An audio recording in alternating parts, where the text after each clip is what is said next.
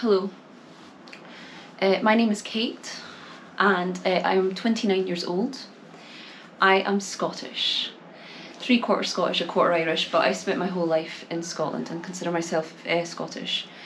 However, since June of this year, 2024, I haven't lived in Scotland or any part of the UK. Firstly, I lived in Greenland for 4 months, which is very random, but I had a really cool job opportunity there. And then that was basically a fun folly, with afterwards the plan being to move to Hong Kong to teach English, which is where I've been for the past 2 months. And this is now my home. You know, I'm not saying forever, but definitely for at least a year. And I want to talk to you a little bit about why I feel that way.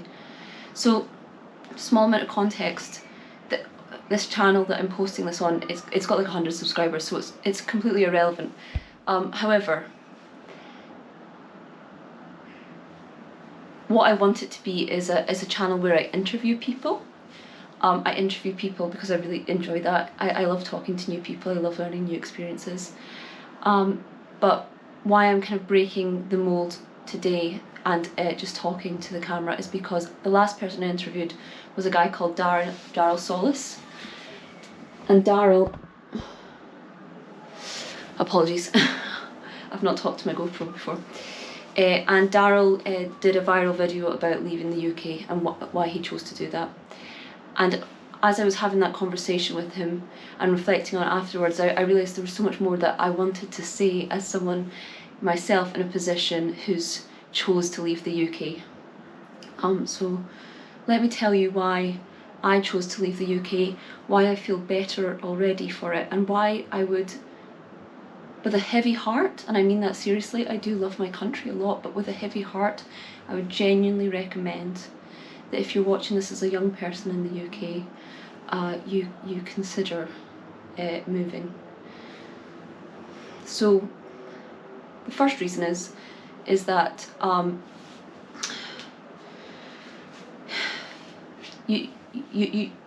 you're genuinely paid shit. Like, even if you think you're on a good wage, half of that goes in taxes. That's if you're on a really good wage, right? And if you're not on a good wage, the reason you don't pay half in taxes is because the government knows that you need that money literally to survive. So the money you're making isn't to have fun with, it's literally to get you through the month so that you can work for the next month. We live in a country where if you try to better yourself by going to university, the interest you pay on your education means that it's basically guaranteed that for the rest of your working life, you're 10%, 9%, so 10% of that is going to be taken away from your salary. And if you're someone who isn't making that much to begin with, or did a degree that's completely vital for the economy, you might resent that for the rest of your life, 9% of your education is taken away because of your education. Your choice to better yourself costs you so much money. And if you're like me, then you will have graduated but never had a graduate job. So you'll be paying 9% just for the experience, which quite frankly is bollocks, because, you know, for me personally, half of my experience of university was during COVID, so the experience wasn't there. But also just in terms of how I feel as someone with, you know, an okay amount of intelligence, I don't attribute much of what I've learned in life to my university experience at all. It's just not worth it. It's very frustrating to owe a government so much money when you just don't feel that you've got much back in return. You know, and it's the same with taxes. Look, I grew up left-leaning. I'm still left-leaning in principle, in theory, but if you can't see where your taxes are going, it's so stressful. It's so stressful that such a high percentage of your income can be taken away from you when you know what you could do with that to better your life, and in the process of bettering your life, better the lives of the people around you and society. You know, if you could get a house, and if you could, you know, invest in some skill sets, blah blah blah, with that money, that would be good for the economy. That would be good for your community. But instead you throw it down a money hole. That's really what it feels like. I had poor mental health a few years ago, and I was told it was a priority that I get therapy. And I was put on a waiting list for therapy, and 15 months later I got a call to start therapy. And by then I had to decline it because my address had changed. So the area that I was entitled to it for, I was no longer in. And I was considered critical. I was the priority, and it took 15 months. Now, I got to sort myself out in that case. So, but so many people don't. Some people literally die. And I'm gutted for them. I have a younger sister who is quite severely disabled, and so she's just, it's a very clear-cut situation where she's someone who completely needs support and will never, you know, will never get a house based on, you know, of the money she's saved or anything. She's entitled to supported living accommodation, and she got on the waiting list this year. And in Dumfries and Galloway, it could be 5 to 10 years before she gets supported living accommodation. So in 10 years' time, theoretically, could be when she moves out of mum's. By then she will be in her late 30s. This is someone with dreams to be independent. You know, and by then my mum will be in her late 60s and will have looked after my sister for you know, 38 years. Obviously you should be such a primary part of caring for your loved ones when they're sick or disabled. That's how it's always worked, but the idea that there's basically no chance of support, and the idea that, you know, unless you're mega rich, you just have to accept that situation. It's such a disservice to my sister. It's a disservice to my mother, who has paid taxes her entire life, who's always contributed so much to this economy. Now that it's time for her to get something back, she's not going to, or, you know, at least not for basically ever. And also, when I think about the fact that my sister's very well cared for by my mum is someone who enjoys caring for my sister and, you know, can basically do it. When I consider that that's the best case scenario, but out there in Scotland there are so many far more compromising situations where they will also be told it'll take 10 years. And, you know, lives are falling apart in those situations. People are being abused. Finances are being ruined. It's very upsetting. It's very upsetting to me. If I could just circle back to mental health in the UK, I think every aspect of how mental health is treated in the UK is so damaging for the mentally unwell. Because first of all, if you're a young person, you're quite obsessed with mental health. We're always analysing our feelings. We're always diagnosing ourselves based on stuff that we see online. We're constantly talking about mental health. But we're stuck at that stage where we're over-analysing ourselves, but no real help is given. And that's the worst of both. You know, what you want is that you get the opportunity to be self-aware, and you get the opportunity to explore who you are, vulnerabilities and all, but that you don't stay in that stage where you're kind of thinking, oh, who am I? What am I? Why do I feel like this? That stage is important because it then takes you to the next stage, which is action. But we don't get to have action when the NHS just can't support you. You have to, and I'm sorry to be blunt, you have to literally have a suicide attempt or something crazy before you're urgent enough that they can really prioritise you.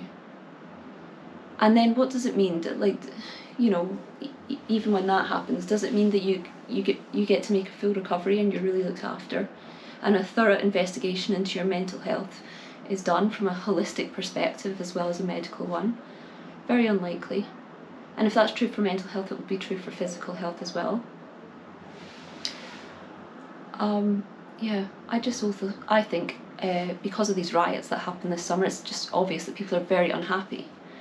Now, you know, depending on where you sit politically, you might feel that that unhappiness is legitimately because of immigration, or you might feel that that's misplaced anger and that it's actually about other things, or you might feel it's a bit of both. But either way, people in the UK are livid. They're so angry because we were brought up being told we lived in one of the best countries in the world. You know, that you were so lucky compared to other places. Now, of course, that's true, but if every month you're working just to get through that month, and you are living in a place that isn't that nice, that's taken all your money in rent to pay for some, like, rich person's 7th holiday this year, and, you know, you don't feel respected at work, the weather isn't nice, you're becoming increasingly anxious because you're aware that you're aging and that you don't have a pension, and that you're never going to be able to afford a house, and oh shit, okay, like, can I even consider if I want kids? You know, because if I can't even afford kids, then is it even good for me to even consider if I can have kids? And if I can't have kids, and I don't have my own place, and I've no money, do I even want to date? Do I, you know, even want to feel that I have an opinion? Do I want to, you know, really pursue my dreams? Can I? It takes so much from you. It's very upsetting. I didn't feel this upset a few years ago. A few years ago, I would have said, look, everywhere's got their problems, which is true. And I would have said, you know, a lot of this comes from a lack of perspective. If you go to other places, you'd realise that you've got it better. And the people love to moan, etc, etc. Well, I've now been to quite a few places, I'm very lucky to say. And of course it's true that everyone's got their problems, but this idea that the UK is better than everywhere else is just bollocks. You know? That mindset we have is really holding us back. It really stops us from feeling that we can complain.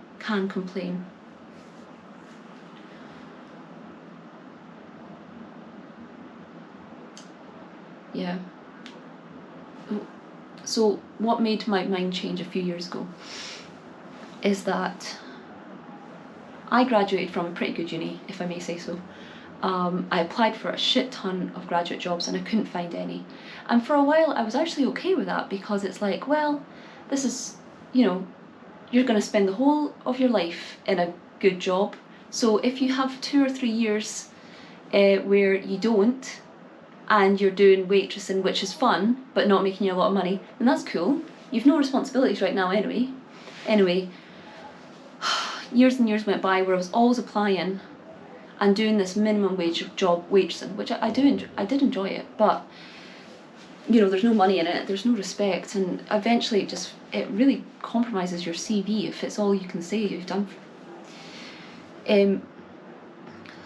how I managed to be a waitress, so someone on minimum wage, but still not live at home with my parents, was that I was a live-in waitress. So I worked in a hotel that I also lived in staff accommodation in the side of.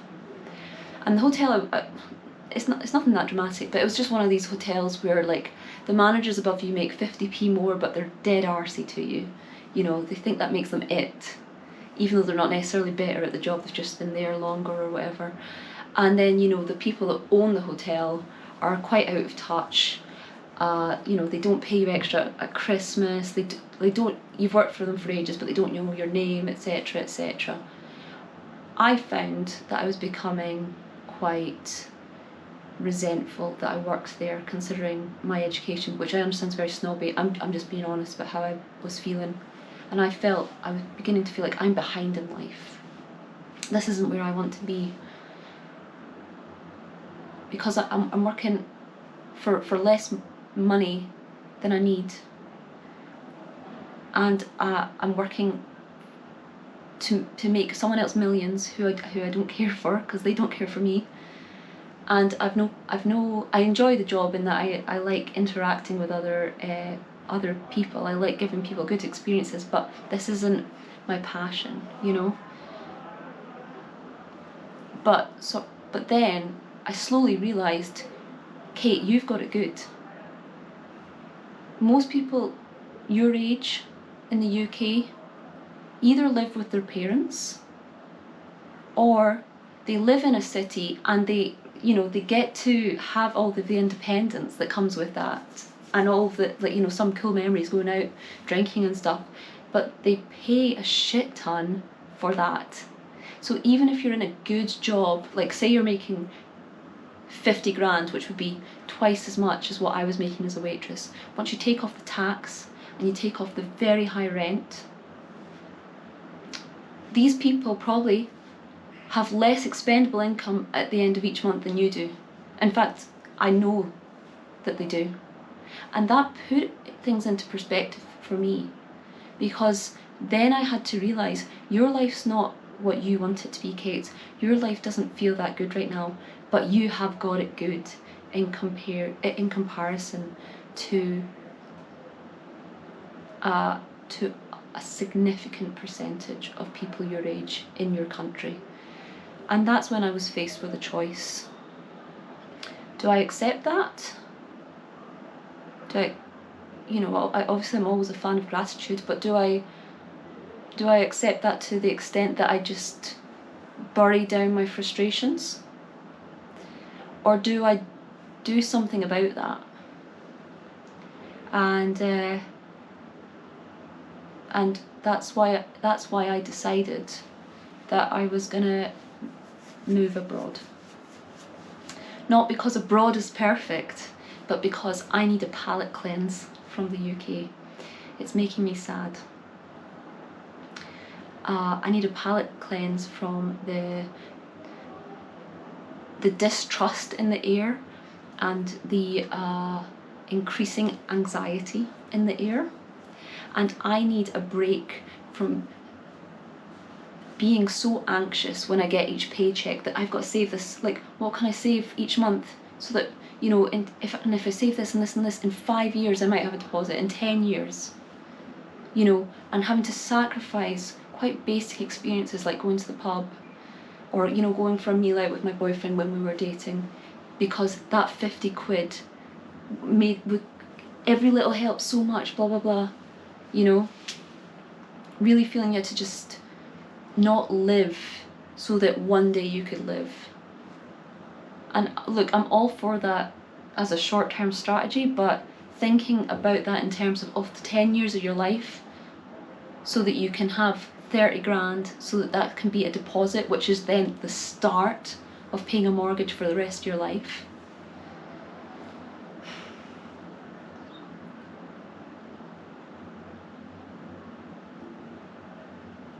I think things are going to get worse in the UK.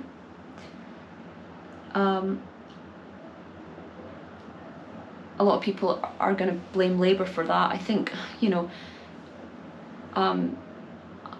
I'm still open-minded about the Labour Party, but as in the damage that's been done in the 12 years prior is still in effect. So even that is going to be tough. It's not just UK's government policies that is making the UK and the Western world a tough place to live. We also spend all of our time on social media. It drains us mentally, even when we don't realise it. We don't socialise in real life as much as we should. And we far less people are having kids and you know, being in meaningful relationships. It's sad. It's sad that you miss out in these things in life during the most developed period of civilization. I'm not someone with any of the answers. I'm just someone that really felt I actually just had to do this video because talking to Daryl, realised that I have been suppressing a lot of emotions about the opportunities in my country as a young person. I've been suppressing them out of guilt that other people have it worse. I've been suppressing them out of disbelief, considering how often we're told that Britain is amazing. And I've been repressing them because a lot of these problems I blamed on myself. You know, that I wasn't doing well in life, or as well as I could have, you know. But so many more people are talking out than ever before that Britain is really going down the shitter. And I'm very grateful to those people because they've helped me articulate my feelings and they've helped validate my feelings, and they've also made me a little hopeful in that the more people that start talking about it, the more chance there's something that will actually be done about it. Yeah, anyway, that's my 2 cents. Like I say, it's whatever. But yeah, it's New Year's Eve in Hong Kong. I'm now gonna go out and watch the fireworks. And I really, really wish you a beautiful 2025. Okay, lots of love.